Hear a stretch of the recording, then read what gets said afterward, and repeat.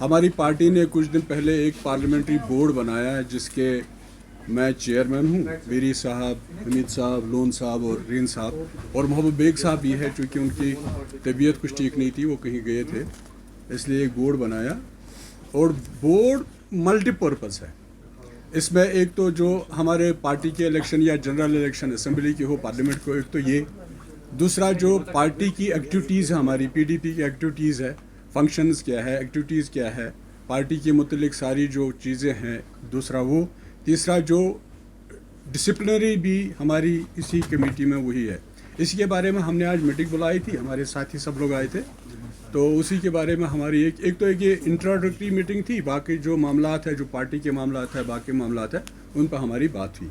वही है, आप कुछ पूछना चाहते हैं पूछ सकते हैं। सर क्या इसमें इलेक्शंस के मुताबिक भी बात हुई? और ऑब्वियसली इसमें तो जो उसमें sir kindly listen completely my question, उसमें क्या आपने प्रीपोल अलायंस की भी बात की? क्योंकि यहाँ पर अभी बताया जाता है कि इंडियन अलायंस बनी है तो उसमें प्रीपोल अलायंस होगी। Kindly show light on this question sir. देखिए, हम अपनी पार्टी का जो हमारा बोर्ड है, हम तो अपनी पार्टी के लिए मजबूती चाहते हैं, हम अपनी पार्टी की स्ट्रेंथन के लिए, मजबूती के लिए काम करेंगे।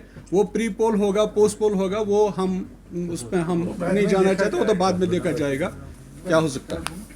सर उसमें अभी अगर देखा जाए तो काफी ज्यादा रसाकशी अभी नेशनल कांफ्रेंस ऑफ पीडीपी में चल रही है। You are throwing sniper bullets on each other. देखिए, उसमें काफी ज्यादा क्रिटिसिज्म एक दूसरे पर देखा जा रहा है। देखिए, तो क्या प्रीपोल अलायंस की हम बात यहाँ पर देख सकते हैं कि होगा? अगर आपको याद होगा, ये तो पीएचडी बनी, ये तो मोहब्बत जी की काउशू से बनी है सारी। उन्होंने ही वो 4 अगस्त से पहले सबको जमा किया, उसके बाद डॉक्टर फारूक साहब के घर गए, उनको चेयरमैन बनाया। हम तो ये कहते हैं कि इस पीएचडी की एंकर ही महबूबा मुफ्ती है, तो हमारी तरफ से तो शायद नहीं होगा वैसा कुछ कि हम चाहेंगे कि नहीं होगा। हम तो चाहेंगे इस बड़े एक मकसद के लिए जम्मू कश्मीर के सारे लोग इकट्ठे हो जाए, और ताकि हमारा जो मकसद है वो हासिल हो जाए। मदी साहब, रिसेंटली महबूबा मुफ्ती का स्टेटमेंट आया कि जो सुप्रीम कोर्ट का फैसला है वो कोई खुदाई फैसला नहीं है। नरेंद्र मोदी कहते हैं कि यूनिवर्स में कोई ताकत आर्टिकल 370 को वापस नहीं ला सकता है। कल नेशनल स्पोक्स पर्सन बीजेपी के कहते हैं कि आईएसआई की बीमा पर महबूबा मुफ्ती इस तरीके के बयान देते हैं जो सुप्रीम कोर्ट के हवाले से लोगों को उकसा रहे हैं। तो आपका रिएक्शन जानना। देखिए, लोग क्या कहेंगे क्या नहीं कहेंगे, अलबत्ता एक चीज़ है, लास्ट वर्ड तो सबसे बड़ा जो सुप्रीम कोर्ट है उससे भी बड़ा एक कोर्ट ऊपर है। हमें उससे उम्मीद लगाए हुए हैं, देखते हैं लामिया क्या करते हैं। अभी कोई ऑल्टरनेट है बाकी पार्टियों के साथ? वो तो हम पार्टी में बैठ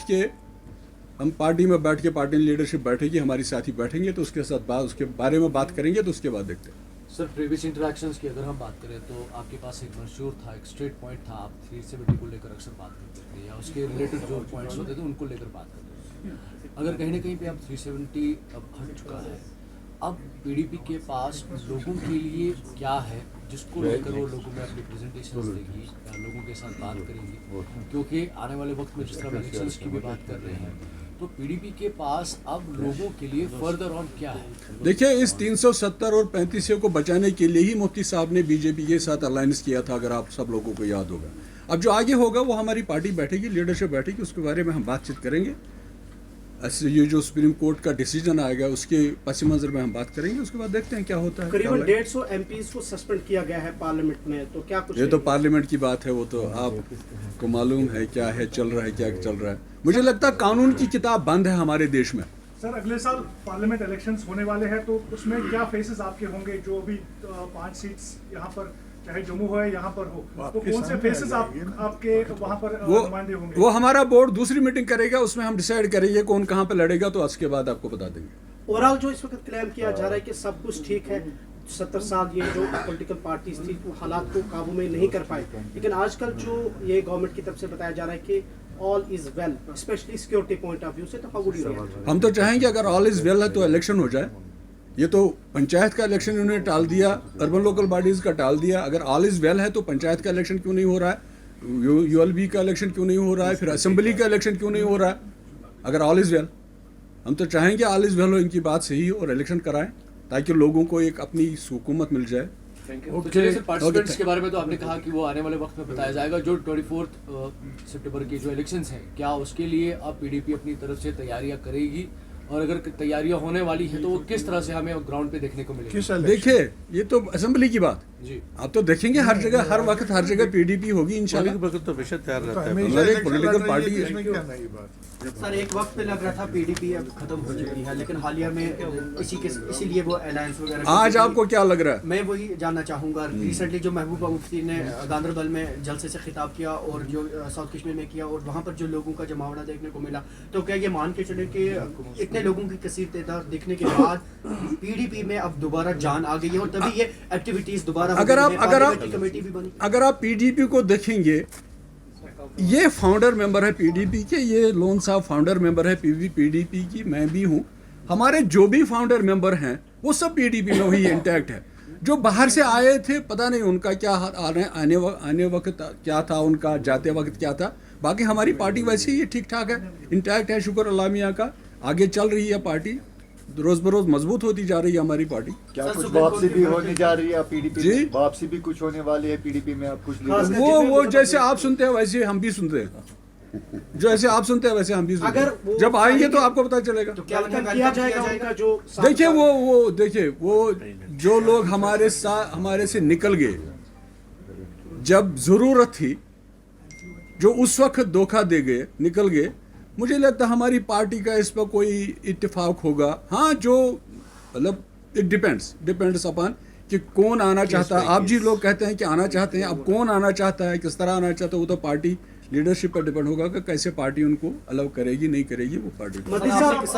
मती साहब मेरा एक और सवाल है, क्योंकि यहाँ पर अभी काफी ज्यादा ऐसे इलेक्शंस होने वाले, यूएसबी पार्लियामेंट और assembly elections, what will be your agenda for these elections? वो मैंने शायद आपको बोला, आपने सुना नहीं। हमारी पार्टी बैठेगी, हमारी कल भी एक मीटिंग है, मोहब्बत जी ने एक मीटिंग बुलाई है कल। लोगों के सामने क्या लेकर जाएंगे सर? वही तो हम डिसाइड करेंगे पहले अपने पास, तो मंशूर में वो तो मंशूर बनाएंगे, बनेगा, उसके बाद लाएंगे, पार्टी है। उसके बाद बनाएंगे, उसके बाद मंशूर आ जाएगा, वो आपके सामने भी रखेंगे। सर आपके जो बिजली की क्राइसिस यहाँ पे थी इस साल विंटर्स में, आपने भी कहा कि ये हिस्टोरिकली कभी देखा नहीं गया। अब चूंकि सेंटर से कहा जा रहा है कि बिजली विंटर की जो नीड है वो पूरी हो, तो आपको लगता है जब पूरी होगी, अल्लाह करे पूरी हो जाए, Statement वरना आ चुका है पानी गवर्नमेंट हमारा, की तरफ से कि 200 मेगावाट। वरना देखिए पानी हमारा, सब कुछ हमारा, बिजली हमारी, लेकिन हम ही बिजली से। पीडीपी के एजेंडे में भी था ना ये प्रोजेक्ट हमारा। सर आपके जो साबिक कैबिनेट के लॉ मिनिस्टर हैं, उनका ये कहना है कि सुप्रीम कोर्ट का दरवाजा खटखटाने के बाद इन्होंने 370 की बहाली के जो दीगर रास्ते थे वो सारे बंद कर दिए, तो इस पर क्या कहेंगे? ये किसने कहा? नहीं, हाँ? मशारिकल फाइट है बीजेपी। नहीं, वो तो आप उनसे पूछ लीजिए वो उसने क्या कहा।